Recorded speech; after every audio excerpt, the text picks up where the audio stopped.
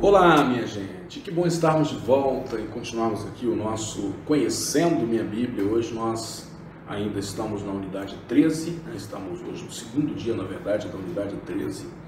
E hoje concluiremos o estudo do livro de Juízes.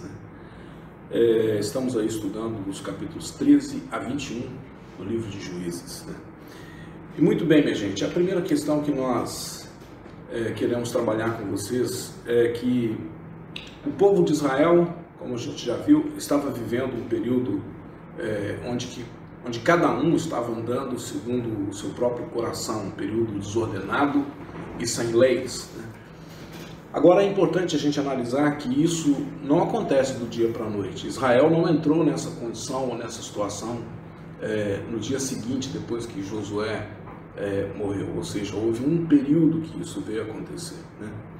Você lembra que quando Israel ele deixou o Egito, né, uma geração inteira morreu no deserto porque, por causa da sua incredulidade, eles foram tão resistentes em seguir as instruções de Deus e a liderança que Deus havia estabelecido através de Moisés, né? Aí você pensa comigo, quais foram os valores que esses homens, né, que essa geração inteira deixou para os seus filhos, né? E veja bem, são esses filhos dessa primeira geração que vão conquistar o território de Israel.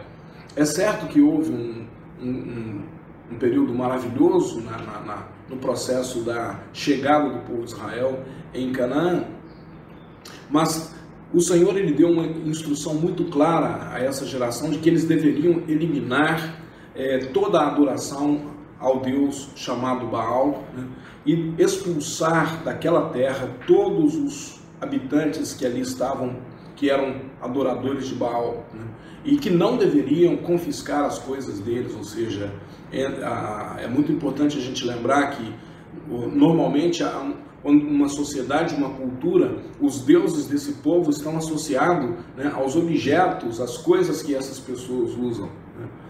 Talvez você diga, mas será que hoje ainda é assim? Se você visitar a maioria dos lares brasileiros vindo do catolicismo, por exemplo, você vai perceber que isso é um fato. Quanta idolatria, quantas imagens, quantos símbolos, né, de santos estão nas casas. Se você visita a casa de alguém que está vindo dos cultos afros, você vai perceber a mesma coisa, do espiritismo a mesma coisa, de qualquer outra religião, você sempre vai encontrar muita alusão aos deuses que essa família ela adora, né?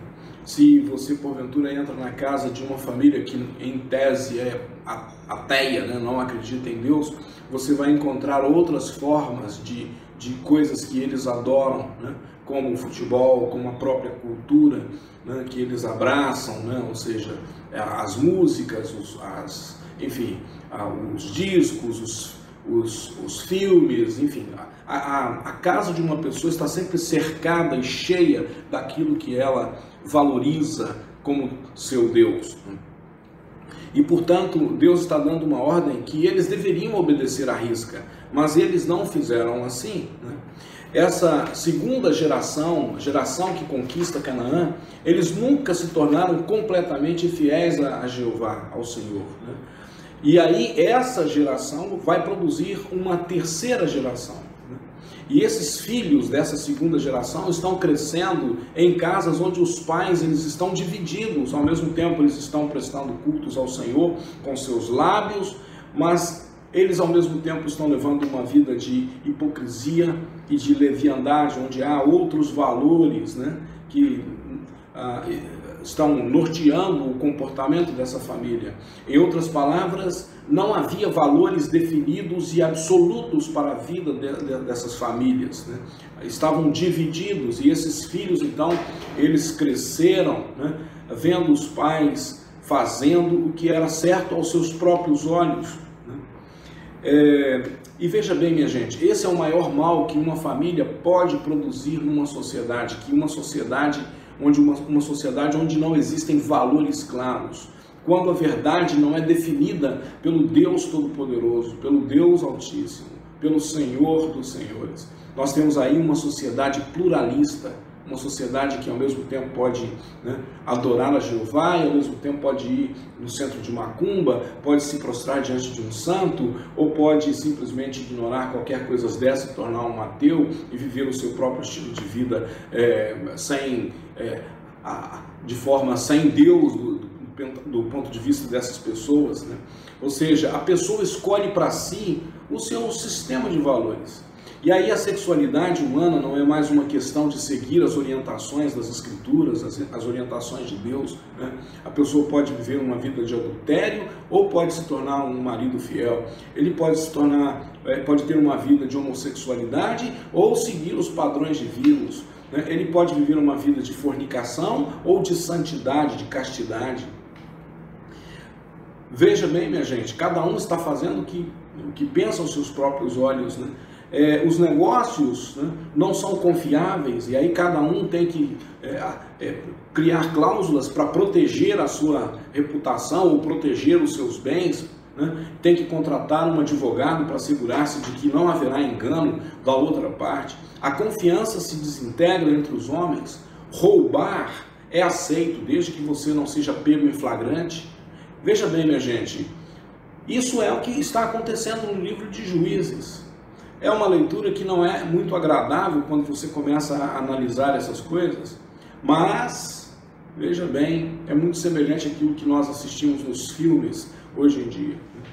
Embora você não seja capaz de mudar uma sociedade inteira, né, existe um lugar em que você pode manter-se sagrado, que é exatamente dentro do corpo de Cristo. Você faz parte desse corpo especial, que é o corpo de Cristo, onde o Senhor está desafiando aqueles que assim vivem, né, a viverem uma vida santa, uma vida separada, uma vida baseada no Cristo que está morando dentro deles. Esse é o convite que Deus está nos fazendo nesse tempo, né, para que nós possamos sair do meio deles, sair dessa geração corrompida, má, nos abstermos dos seus valores, não nos conformarmos com essa geração para vivermos uma vida santa. Essa época, gente, que nós estamos vivendo, define exatamente isso, de que nós não podemos mais viver segundo as regras da nossa sociedade, porque as regras da nossa sociedade se tornaram pluralistas, né?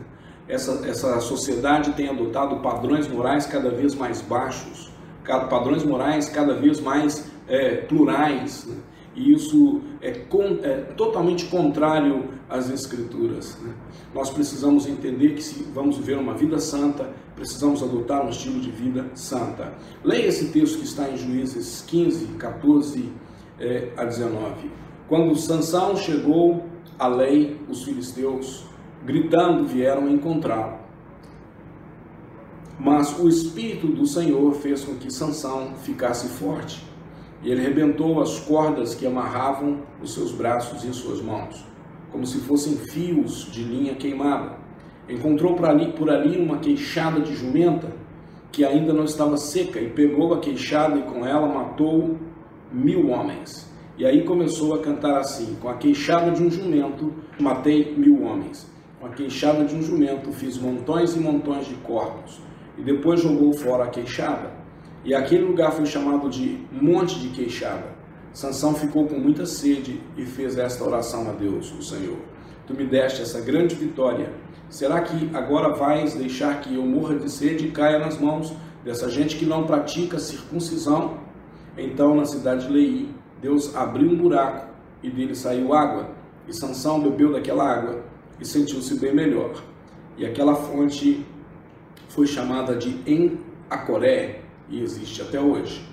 Então, essa experiência de Sansão mostra, né, como Deus quer que nós nos livremos daqueles que praticam a maldade, não livrarmos das pessoas, mas livrarmos dos valores dessas pessoas, né?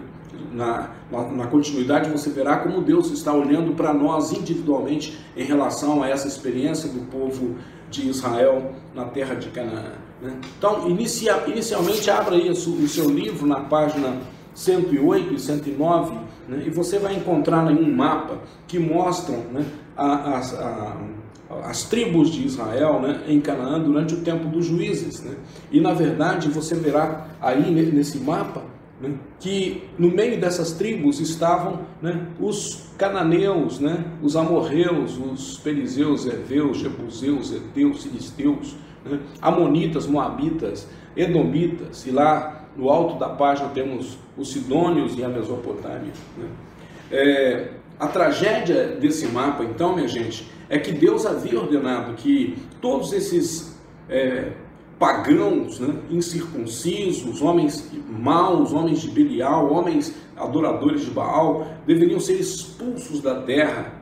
Mas o que acontece, minha gente, é que os israelitas não fizeram isso, né? Não deveria ter acordo entre o povo de Israel e essa gente, né? Essa gente, esses povos, eles incentivavam os seus moradores, os seus habitantes, a sacrificar bebês recém-nascidos, participar em imoralidades em nome dos seus deuses, né? E nesse sentido, Deus está dizendo, não deveria haver acordo entre o povo de Israel e esses povos, né?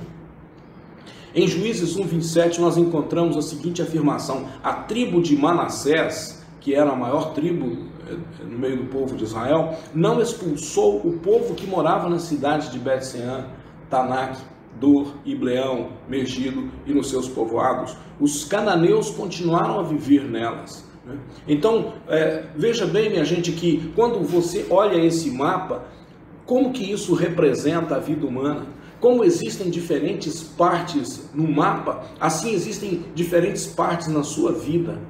E o corpo tem diferentes partes. A mente e as emoções também têm diferentes partes. E Satanás, veja bem, minha gente, assim como nesse mapa, Satanás ele deseja implantar as suas crenças em cada uma dessas partes da nossa vida. Se ele pode plantar a lascívia, a cobiça no nosso corpo, o ódio, o desejo de vingança em suas emoções, a incredulidade, né, na sua mente, então ele não precisa mais se preocupar com você, porque ele estará dominando, controlando essas diferentes partes da sua vida, e você não estará glorificando a Deus com o seu corpo, com a sua mente, com suas emoções, né? Você percebe isso? Você consegue identificar isso? Então veja bem, minha gente, nós podemos fazer na nossa vida exatamente como Israel fez com a sua terra. E não é isso que o Senhor deseja. Podemos deixar que esses inimigos, eles habitem junto com a nossa fé em Cristo, ou seja, uma determinada área da minha vida ainda está debaixo do jugo de um outro Deus que não é o Senhor. É isso que nós, no nosso discipulado, chamamos de fortaleza. E se nós permitirmos isso, os resultados serão desastrosos, né? Aí na página 109 você tem uma descrição, né, dos 12 juízes, né, que julgaram Israel durante esses mais ou menos cerca de 400 anos, e dê uma boa olhada nesse diagrama e veja, minha gente, e faça à medida que você está lendo o livro de Juízes, faça um estudo comparativo, né? Verifique como que Deus está trabalhando nesse período, mas ao mesmo tempo como o povo de Israel está se deixando levar, né, pela idolatria e pelas coisas que os cananeus ainda praticavam. E veja então, minha gente, como o povo de Israel estava sendo derrotado de tempos em tempos, porque não estavam fazendo aquilo que o Senhor queria. Veja bem que os primeiros 8 anos, né, que aí nós temos, aí são seguidos de 40 anos de opressão, né? Muitas vezes Deus nos dá uma janela para que a gente possa andar e fazer a vontade dele, mas se não o seguimos com integridade, né, virá um tempo muito difícil, né? E veja bem, uma outra aplicação que nós podemos fazer do livro de Juízes é: sempre que estamos atravessando uma situação difícil em nossa vida, né, nós nunca sairemos de lá se nós não tivermos pessoas que nos ajudem a sair dessas circunstâncias, né?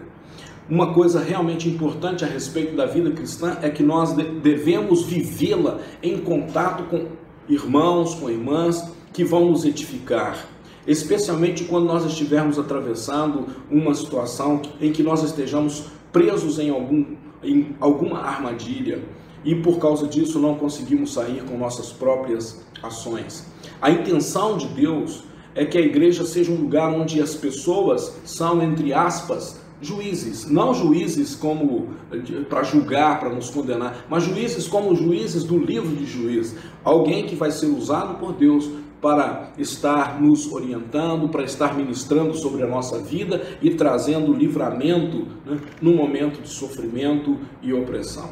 E aqui então está uma última palavra acerca do livro de Juízes, né, no final da vida de Sansão, em Juízes capítulo 16, versos 28 a 31.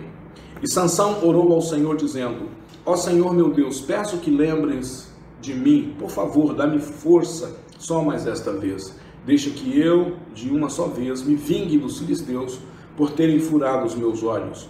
E então agarrou as duas colunas do meio que sustentavam o templo, e com a mão direita numa coluna e a esquerda na outra, jogou todo o seu peso contra elas e gritou: que morra eu com os filisteus. E em seguida deu um empurrão com toda a força, e o templo caiu sobre os governadores e todas as outras pessoas. E assim Sansão matou mais gente na sua morte do que durante a sua vida. E os irmãos de Sansão e toda a sua família foram buscar o seu corpo. Eles o levaram e sepultaram entre Zorá e Estaol, no túmulo de Manoá, o seu pai. E Sansão havia governado o povo de Israel durante 20 anos. Então, minha gente, que Deus te abençoe e que você realmente viva uma vida cristã, né, íntegra, livrando-se de todos os ídolos, de todas as áreas que porventura estejam debaixo de alguma fortaleza. Que o Senhor nos abençoe.